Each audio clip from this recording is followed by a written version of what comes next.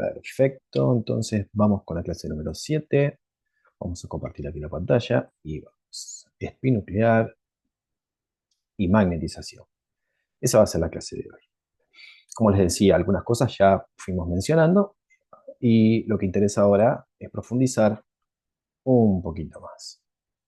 Así que vamos para esto. Le voy a poner un segundito, ponemos más grande también acá. Muy bien. A ver, vamos a hacer como una especie de, ¿cómo decir?, de repaso, ¿no es cierto? Uy, ¿qué pasó? Ahí va. Lo que decíamos era, nosotros ya sabíamos que teníamos, ¿no? Primero, bueno, ese campo magnético potente, ¿no es cierto?, donde vamos a ingresar a ese paciente. Ya sabíamos de que este campo magnético va a tener influencia sobre aquellos átomos que tienen ese spin desapareado, pero bueno, en resonancia magnética nos vamos a ubicar con los del hidrógeno particularmente, porque en ese átomo es más abundante que vamos a encontrar en el cuerpo. Y también sabíamos ya de, ¿cómo decir?, como los dos estados de energía que pueden llegar a tener esos átomos de hidrógeno. O sea, ¿para qué lado van? O sea, ¿para qué lado apuntan? Sabíamos que la distribución normal era en forma aleatoria, ¿no es cierto? Vamos todos apuntando para diferentes lados, o sea, todos sus momentos magnéticos distribuidos en forma aleatoria. Una vez que ingresan al campo magnético, estos perciben ese campo magnético y se alineaban con el campo magnético principal.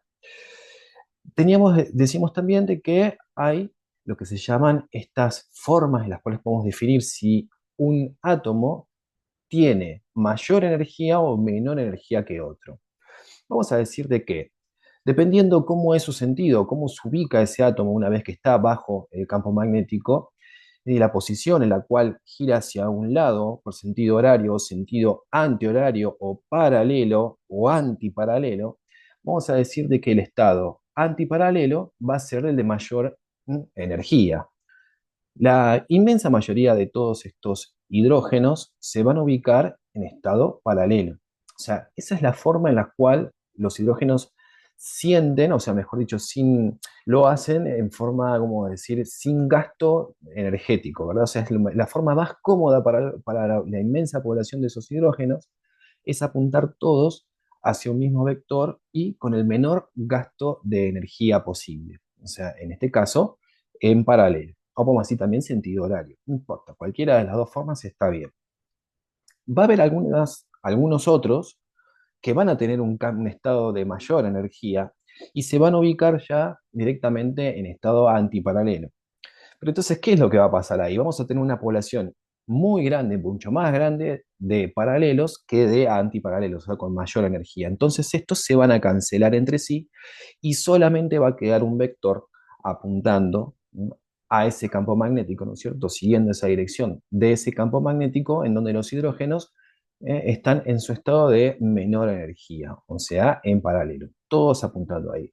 El eje de la resonancia se basa en eso, se basa en que de alguna forma vamos a manipular esa magnetización para después obtener una señal. Si hablábamos de menor energía o de mayor energía, podemos decir de que de alguna forma podemos estimular esos hidrógenos para que absorban energía, cambien su estado y después de alguna forma estos la liberen al medio obteniendo nuevamente la posición inicial. De eso en general, lo que es de lo que se trata, o el eje de lo que es la resonancia, la manipulación de la magnetización longitudinal de todo ese vector de esos hidrógenos formando todos en una misma dirección apuntando al campo magnético, ¿no es cierto? Ahí como si fuese como la gravedad, ¿no es cierto? Está ahí tan. Entonces todos lo sienten y se ubican de esa manera. Otra cosa que hay que mencionar también es el movimiento de precesión, que ya lo habíamos también, algo habíamos hablado de lo que es este movimiento. Vamos a tener una partícula que gira, ¿no es cierto? Tiene un spin, va hacia un lado o hacia el otro, dependiendo cómo sea su energía, pero al mismo tiempo también cuando se los introduce dentro de un campo magnético, estos apuntan a ese campo magnético y al mismo tiempo también comienza a haber lo que se llama el movimiento de precesión, que es el giro del eje de rotación o de spin que va a tener ese átomo o esos átomos de hidrógenos. Entonces, para definir lo que es el movimiento de precesión, es el giro del eje, como lo ven acá, ¿m?, de de los átomos de hidrógeno, ¿verdad? O sea, estos apuntaban en una dirección, pero ¿qué es lo que sucede? Cuando están bajo la influencia del campo magnético, este movimiento aparece como ese giro de eje en una dirección. Ese movimiento de precesión eh, se le puede asignar una frecuencia, o sea, un valor. O sea, como todo movimiento periódico, ¿no es cierto? Se le asigna un valor a una cosa. Esas mediciones están en hertz, o sea, los hidrógenos por sí, en sí mismo, ¿m? Tienen ese spin, pero nosotros no podemos cuantificar ese movimiento. Una vez que sí que están bajo la influencia de un campo magnético, sí, ahí sí se puede cuantificar. Entonces se utiliza lo que se llama, bueno, o se hace un cálculo, que es lo que se llama la ley fundamental de resonancia magnética, o lo que es la ley del Larmor también, o Lamor, no sé, bueno, es francés este hombre, en el cual nos dice de que la frecuencia de precesión va a ser igual a una constante giromagnética por 2pi por el campo magnético. Y nos vamos a quedar acá. O sea, por campo magnético nos está diciendo de que hay una relación directamente proporcional, lo que es la frecuencia del campo, la frecuencia de precesión por el campo magnético. O sea, quiere decir de que si tenemos más o mayor campo magnético, ¿m? La frecuencia de precesión también va a ser mayor. Entonces esto nos está diciendo de que para un campo magnético de una determinada potencia, vamos a poner en este caso un Tesla, esa frecuencia de precesión va a tener un valor. Ahora, si aumentamos el campo magnético, va a aumentar esa frecuencia de precesión, o sea, va a ser mayor, ¿sí? Porque es una relación directamente proporcional. Y esto sirve para entender cuando estamos trabajando, por ejemplo, con campos magnéticos, ¿no? En el cual un resonador nos brinda abierto, por ejemplo, un 0,2 Tesla, vamos a poder calcular qué frecuencia de precesión tienen esos hidrógenos. Lo mismo podemos hacer cuando estamos trabajando con uno de 1,5 Tesla. Podemos calcular también qué frecuencia van a tener esos hidrógenos, o cuál va a ser la frecuencia de precesión. Y eso se llama como la frecuencia central, es en donde se estipula por este cálculo cuál va a ser la frecuencia central de resonancia. Pero para esa frecuencia vamos a tener también que entender de que el medio circundante hace de que estos hidrógenos también perciban cambios. Entonces, no todos van a tener como la misma frecuencia. ¿Por qué? Porque hay propiamente inhomogeneidades ahí a lo chiquito, cuando hablamos de átomos, cuando hablamos de moléculas, que hacen que las interacciones que hay entre los propios hidrógenos, inclusive, hacen de que las frecuencias tengan a veces algún cambio. Entonces, lo que se trabaja en resonancia magnética, o lo que vamos a entender, es de que se trabaja en un ancho de banda sobre ese centro que nos brinda ese campo magnético. O sea, la información esa ya la tenemos. Vamos a decir entonces de que el campo magnético impone la frecuencia de precesión hasta un punto, pero también cuando tenemos que o sea, manipular esa magnetización longitudinal, esto se hace con un ancho de banda, o sea, un poquito más para un lado y un poquito más para el otro, ¿sí? Para que aquellos hidrógenos que sienten de alguna forma, recuerden lo que hablábamos de apantallamiento electrónico, decíamos que los electrones también tienen ese campo magnético porque giran alrededor y tienden a oponerse a lo que es el campo magnético principal. Entonces hay pequeñas fluctuaciones siempre dentro, ¿no?, de lo que es esa frecuencia de precesión, que es más o menos el eje o el centro de lo que es la espectroscopía por resonancia, cuando podemos identificar moléculas dentro de todo ese conjunto, dentro de todo ese centro, podemos ver ahí qué moléculas resuenan o mandan la señal justo en un medio que impone ese campo magnético. Entonces, los campos intervinientes en resonancia magnética, esto lo habíamos preguntado, lo habíamos dicho también varias veces, es el campo principal, primero el campo magnético de gradiente, este que va a generar un gradiente magnético en una dirección, entonces los hidrógenos van a sentir otra frecuencia de precesión diferente a lo que es todo ese volumen que queremos estudiar, y por otro lado también ese campo magnético ahí, a lo chiquito, a las interacciones propias de las moléculas, cómo estos perciben ese campo magnético ahí, cómo hay cambios, inclusive cuando podemos también dar un ejemplo, nosotros sabíamos de que el gadolinio lo que hace es empujar a que los hidrógenos liberen su energía más rápido. Entonces podemos decir también que a nivel químico lo que hace el gadolinio es darle más velocidad a esa relajación. O sea, de alguna forma estos se ven influenciados, entonces liberan su energía mucho más rápido para volver a un estado inicial. Entonces recuerden los tres campos intervinientes, fíjense lo que son las magnitudes de las cuales estamos hablando. Esto es para acá 10 a la 6, o sea, hablamos de lo que es 1 millón, o sea, por lo que es la medición química sería partes por millón, ppm.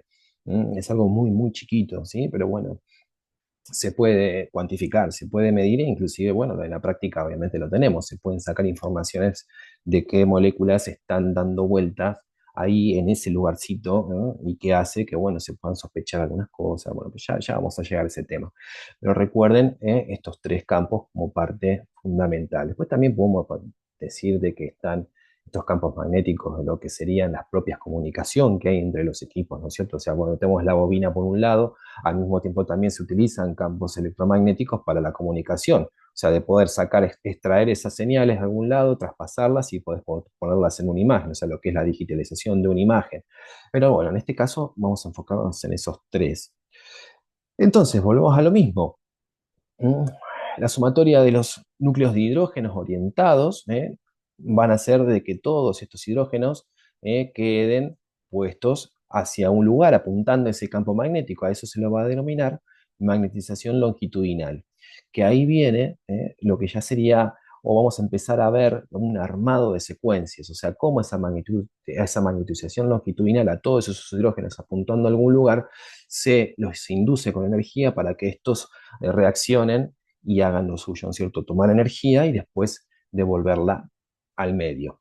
Acá hablábamos entonces, fíjense, por ejemplo, tenemos que decíamos anteriormente, si todos los hidrógenos ubicados en lo que sería en estado paralelo, vamos a hacer hacia hasta ahí arriba, pero hay uno, por ejemplo, en este caso, de que está ubicado en antiparalelo. En estos casos iniciales, esto se cancelaría con esto, entonces quedan estos tres.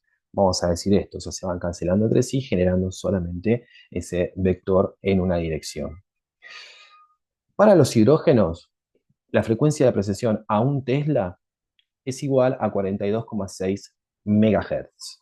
¿Sí? Ese es el valor de referencia. Entonces, por ejemplo, si yo les puedo preguntar, y si vos sabés que a un Tesla es igual a 42,6 MHz, ¿cuánto va a ser, por ejemplo, a 3 Teslas? Entonces puedes hacer una reglita de 3 y sacas el valor de lo que es la frecuencia de precesión de los hidrógenos respecto a ese campo magnético.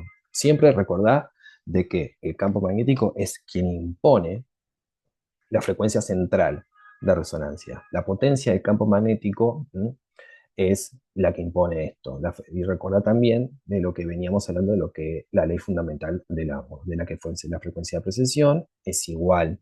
Recordá una constante que había ahí, una constante giromagnética sobre 2pi por campo magnético. Entonces esas dos relaciones ya ahí podés calcular cuál va a ser la frecuencia de precesión de los hidrógenos dependiendo de qué resonadores estés utilizando, bueno, con su campo magnético a determinada potencia.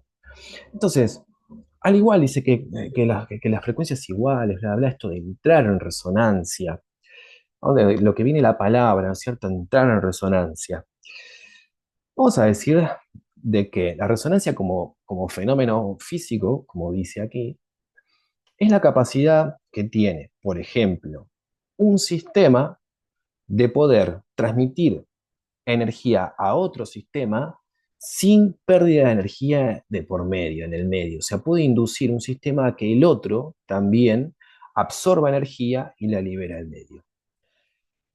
En resonancia magnética, lo interviniente, lo que nos va a importar a nosotros es de que tenemos el sistema, vamos a decir el sistema 1, bueno, todos esos hidrógenos ahí dando vuelta, ¿cierto? Ahí procesando en el campo magnético a una frecuencia determinada, y después vamos a tener lo que va a entregarle energía a estos hidrógenos para que estos la tomen esa energía y cambien su estado, o sea, la magnetización longitudinal pase a otro nivel, o sea, tomen energía ya sea a 90 grados, 180, no importa, dependiendo de la cantidad de energía que se envíe, estos cambian su estado.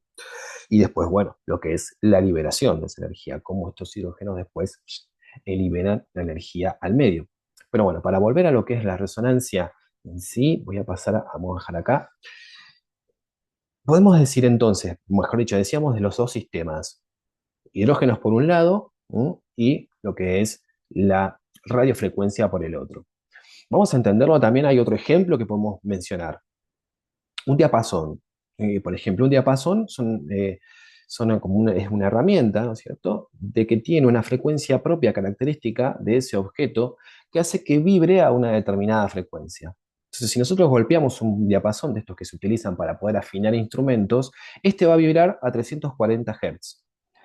Y que a nosotros, o sea, lo que es esa onda elástica, ¿no?, y cuando llega hacia nosotros, las escuchamos como si fuese la nota La, o sea, ubicado en un espectro de esa onda, mejor dicho, en una intensidad de esa onda para que nosotros podamos escuchar ese sonido. Esa letra la nota La se utiliza justamente lo que era para hacer las calibraciones de cualquier instrumento musical.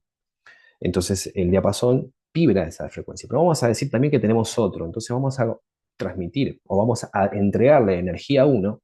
Hacemos un golpe por lo general para que este vibre y vibre esa frecuencia 340. Y si tenemos otro que está diseñado de la misma forma y que comparte la que es la frecuencia característica, o sea, 340 Hz, este que está vibrando, esa energía va a ir por el medio, va a llegar a ese otro diapasón y también va a comenzar a vibrar.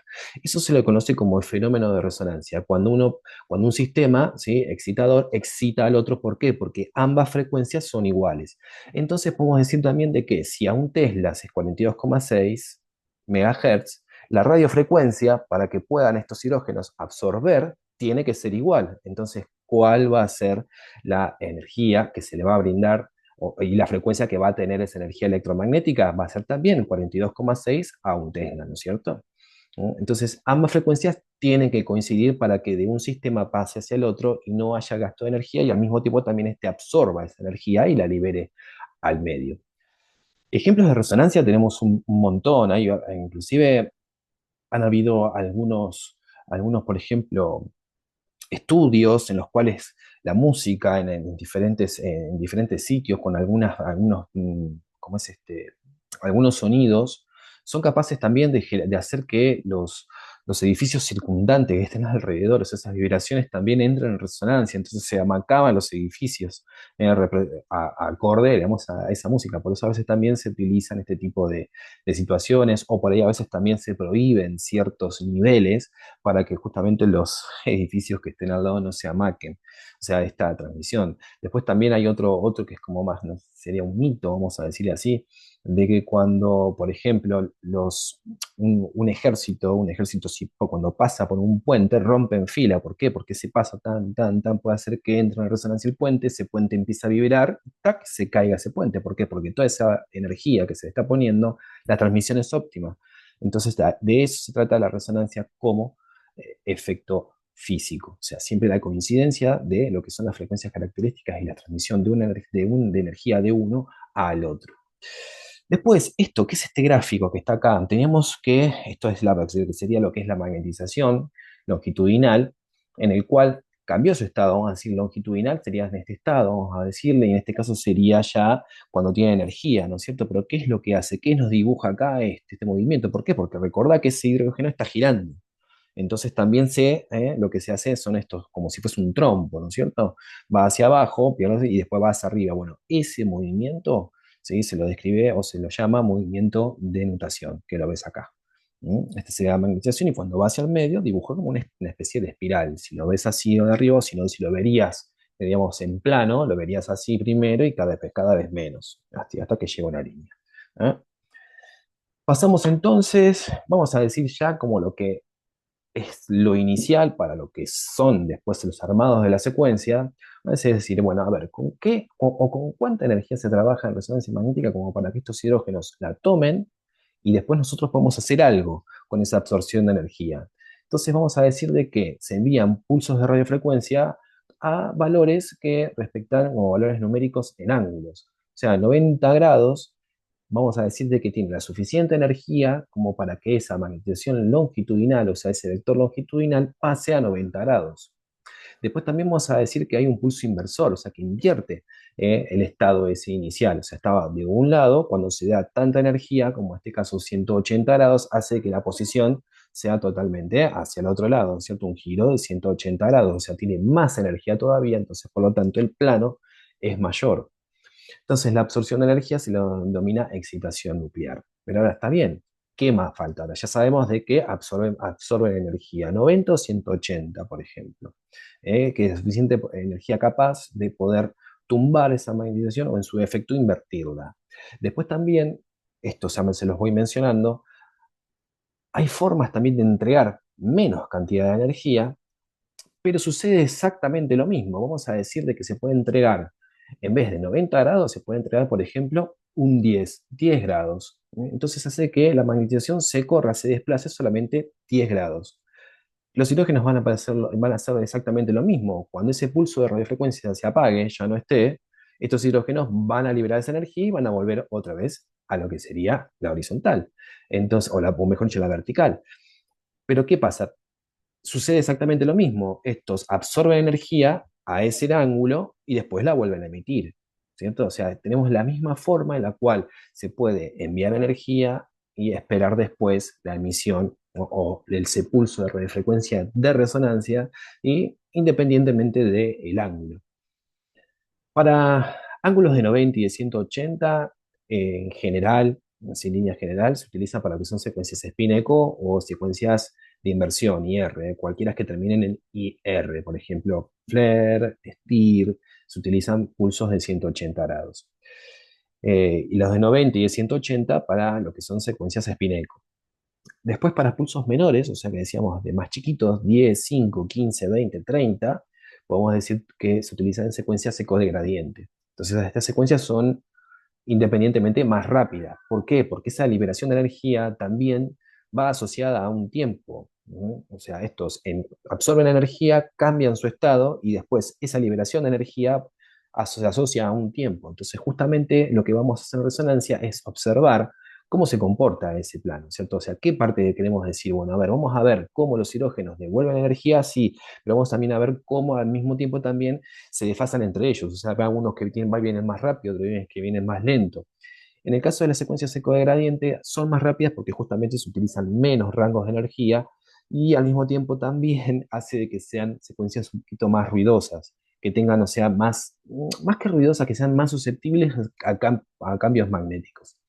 Entonces, lo decíamos en estudios, en partes anteriores, en clases anteriores, cuando veíamos de que si hay un metal, por ejemplo, en la zona, alguna especie de implante o lo que sea, vamos a tratar de utilizar secuencias spin-echo porque son menos susceptibles a los campos magnéticos, a cambios magnéticos. Entonces, esta susceptibilidad magnética hace que si se trabajan con menores rangos de energía, tengamos ahí algún que otro desperfecto, o bueno, o sea en sí mismo una imagen ruidosa. Recuerden y hablar también de lo que son los pulsos adicionales, que decíamos de que, bueno, de alguna forma hacemos de que se borre tal información de esa liberación de energía producto de algún pulso extra que se mandan esos hidrógenos para que algunos desaparezcan y otros no. Así que ahí vamos a ir a esta parte. Entonces, una vez finalizada la emisión de energía, va a comenzar lo que es la relajación. O sea, ya decíamos de que los hidrógenos podríamos estar, vamos a quedarnos con esos dos pulsos de 90 y de 180, vamos a decir de que es suficiente energía como para volcar la magnetización o invertirla. Sea como sea, estos hidrógenos, una vez que se apaga el pulso, van a liberar su energía y van a volver otra vez a lo que es el estado longitudinal, o sea, de menor gasto, que ellos están ahí muy cómodos. Ese tiempo, esos tiempos que están ahí, esa liberación de energía, va a depender de dos cosas. Una, la principal, vamos a decirle así, es cómo esos hidrógenos están formando diferentes tipos de moléculas. Por ejemplo, podemos pensar hidrógenos que forman agua. O sea, vamos a tener un oxígeno y dos hidrógenos. Esa molécula sí, recuerdan que era una molécula polar, bla, bla, bla, que al mismo tiempo también después habían enlaces de hidrógenos con hidrógenos, que se formaban esos puentes de hidrógeno, esos enlaces muy fuertes. Entonces esto hace de que los hidrógenos que componen, por ejemplo, agua, su liberación de energía sea diferente a aquellos que componen, por ejemplo, lípidos, donde tenemos un carbono, ¿sí?, que puede tener dos o tres hidrógenos. Entonces, hace de que la molécula esta, ¿sí?, y como es el medio histoquímico general, los hidrógenos, algunos, vayan más rápidos que otros, o sea, adquieran energía y el tiempo de liberación sea más largo o en su efecto mucho más corto. Entonces vamos a tener diferentes poblaciones de estos hidrógenos que van a liberar energía más rápido, intermedio y después mucho, pero mucho más lento. Ahora viene lo que sería el secretito de la resonancia, o sea, decir, bueno, justamente tenemos una liberación de energía. Los hidrógenos ya sabemos de que dependiendo de las interacciones que haya, ya sea entre los propios hidrógenos, entre otros tipos de núcleos y demás, hacen de que la liberación no sea igual. Entonces decimos, bueno, a ver, ¿cómo podemos hacer entonces para esto, de alguna forma, acrecentarlo o potenciarlo, que es una palabra que se usa muchísimo en resonancia, o sea, potenciar un efecto sobre el otro? Entonces, para esto vamos a pensar que lo que es la phi de estos Free Induction Decay es cuando estos toman energía, cambian su estado y la devuelven al medio. ¿Perfecto? Entonces vamos a decir de que dependiendo de cómo está armada la secuencia y cómo es el tiempo en el cual las poblaciones de los hidrógenos se relajan, podemos obtener diferentes tipos de parámetros. Vamos a decir, bueno, podemos estudiar, por ejemplo, el eje longitudinal y sobre el plano transversal también podemos decir, bueno, a ver, vamos a pensarlo esto, vamos a decir, el eje longitudinal, vamos a decir, bien, a ver, entonces vamos a poner que están así, ¿no es cierto? Como están derechitos ahí, en su estado como de menor energía. Entonces estos cambian su estado, van hacia el plano, vamos a decir, volcado, a 90. Ya sabíamos de que toda esa población está toda ahí con su energía, ¿no es cierto? Cambiado con su estado alterado, vamos a decir así, con mayor energía. Ya sabemos también de que diferentes poblaciones hacen de que vayan más rápido y otros vayan más lento. Entonces podemos decir de que si hay hidrógenos que van más rápido, podemos estudiar cuántos hidrógenos nos vienen de una sola vez en un corto periodo de tiempo. O podemos también decir, bueno, cuántos hidrógenos también, una vez que están todos ahí, cuántos de ellos comienzan a desfasarse entre sí. ¿Por qué? Porque son algunos van más rápidos que el otros. Entonces podemos observar el otro plano, o sea, la otra forma. Una es cuántos nos vienen y el otro es cuántos se quedan, por ejemplo. O lo que sería el asincronismo de la relajación.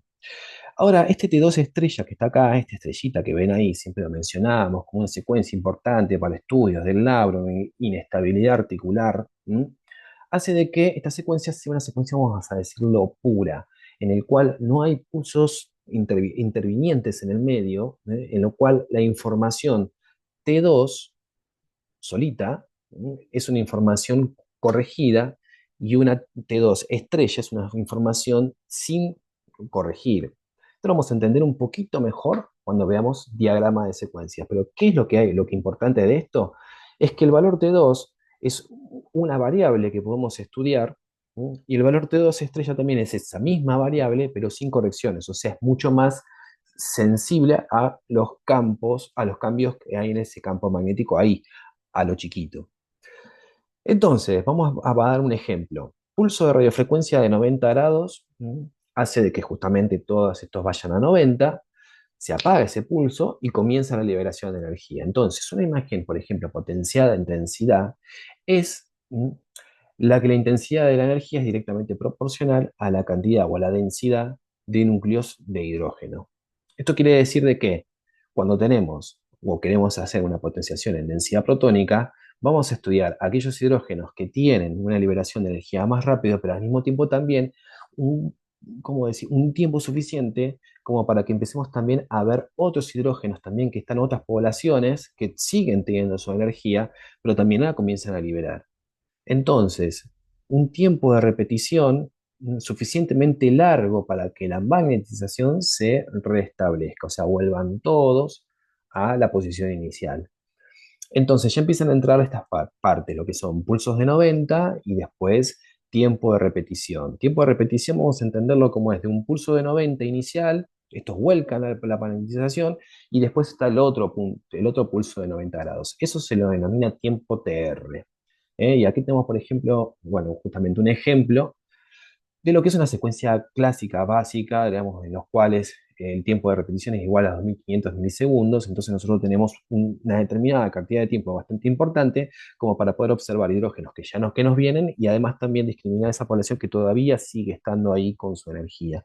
Entonces secuencia lo que se llama saturación-recuperación. Se puede obtener señales mandando entonces este pulso, dejar pasar 2500 milisegundos, volver a mandar ese pulso, dejar pasar, entonces los hidrógenos toman energía, la devuelven al medio, toman energía, la devuelven al medio, pero no todos, alguna parte de esos hidrógenos, dependiendo de cómo están componiendo diferentes moléculas o bueno, vamos a decir también sustancias. Entonces, para decirlo así, también como una forma también clara, los hidrógenos, todo lo que son los hidrógenos que están asociados a átomos de carbono, o sea, lípidos o proteínas, y eso, la liberación de energía es mucho más rápido. Aquellos que tienen conformando, por ejemplo, el agua, como decíamos anteriormente, la liberación de energía no es tan rápida, tarda más tiempo para que estos nos vuelvan otra vez al estado inicial. Entonces, imágenes potenciadas en T1 se denomina T1, vamos a decir así, cuanto menor es el valor T1, más rápido se alcanza el estado de equilibrio. Quiere decir de que mientras hacemos una secuencia T1, eso va a durar una cantidad de milisegundos, vamos a decir 500 milisegundos, en esos 500 milisegundos vamos a obtener muchos que ya se nos vienen. Entonces hay estos que son mucho más rápidos. Entonces, por tanto, un T1 corto corresponde a una liberación de energía más rápida. Entonces, inicialmente, ¿qué es lo que pasa? Si queremos ver lo que es, o queremos entender qué es lo que sería el T1, vamos a decir que es el tiempo en que tarda en recuperarse la magnetización longitudinal. Acá en este gráfico lo que tenemos es lo siguiente, tenemos el pulso de radiofrecuencia, vamos a decir así, estos hidrógenos tomaron energía, entonces inicialmente no tenemos ninguno, o sea, vamos a hacer como que los estamos mirando, vamos a decir, estamos ahí mirándolos, ¿sí? Inicialmente no tenemos ninguno, pero automáticamente ese pulso se apaga, muchos ya ¡plup! Se nos vienen. Entonces, y justo en intervalos cortos de tiempo. Entonces, esto es lo que sería este gráfico expresa, digamos, cuando tenemos ya el 63% de la magnetización longitudinal, diríamos, en estado inicial. Eso sería esto. Pero bueno, con esta definición, más o menos está bien que lo que te uno. Aquellos que vienen y devuelven energía mucho más rápido al medio, o sea, fuertemente dependiendo del tipo y movilidad de esas moléculas que se relacionan. Lípidos, como decíamos anteriormente, tienden a liberar energía mucho más rápido. Entonces la liberación está facilitada. Después en T2, acá este 2 ya es diferente. Vamos a decir de que en T2, inicialmente, vamos a ir directamente a lo que es esto. A ver, ¿dónde estaba? Ah, bueno, vale, me estoy adelantando mucho, me parece. Vamos al T2 entonces, lo que decíamos, plano transversal, con esta energía, con este pulso de 90 grados. Estos todos ya se encuentran en ese estado transversal, pero ¿qué pasa? El T2 lo que va a medir es cómo se van a desfasar entre sí. O sea, aquellos que van más rápido de los que quedan todavía con energía en el medio. Entonces lo que se hace justamente es esto, es un desfase progresivo debido a las diferencias que hay en los campos magnéticos que individualmente sienten también esos núcleos, dependiendo también del entorno químico en el que están. Entonces, si, por ejemplo, para un T2, vamos a decir, bueno, podemos ver la grasa hiperintensa, eso que le decía anteriormente, no miren la tabla esta de hiperintensidades, porque dependiendo de cómo está armada esa secuencia, podemos tener grasa con señal en T2, entonces eso nos podía confundir. Entonces lo que queremos entender de que el T2 es justamente es eso, en la cual se mide el asincronismo que hay de la relajación transversal, o sea, ya cuando están en transverso, están ahí, abajo. Entonces estos comienzan los hidrógenos a liberar su energía y ese asincronismo es lo que dan información. Con lo que es T2 weighted T2 verdadero, vamos a decir, es aquel T2 en el cual tiene también un pulso que hace que corrijan esas variaciones que hay, esas interacciones de ese espira-empira entre todos estos núcleos de hidrógeno que dan dando vuelta. Y el T2 estrella es aquel que no tiene esa corrección, o sea, es el que nos trae los datos puros de cómo se desfasan y qué es lo que está pasando también en ese entorno químico, ahí, a lo chiquito. Entonces, sincronismo coherente, claro, acá nos dice de qué es, justamente, si todos van todos iguales, esto es sincrónico y no pasa absolutamente nada, no tendríamos una diferencia, no tendríamos una variable que estudiar. En cambio, en el T2, justamente lo que se mide es el asincronismo. Acá entonces espera y descansa trascendencia, bueno, coherencia es el asincronismo, entonces sincronismo de la relajación nuclear del voxel se observa estudiando la relajación transversal. Entonces el T1 lo que hace es la longitudinal, cuánto tiempo tarda en recuperarse la longitudinal, y el T2 es cuánto tiempo tarda en desaparecer el componente transversal, que si lo miramos, ahí esto es lo que quería llegar, si lo miramos así vamos a decir, bueno, ahí tenemos todos los hidrógenos con su energía, con su estado cambiado, ahí todo ese plano transverso. ¿Mm?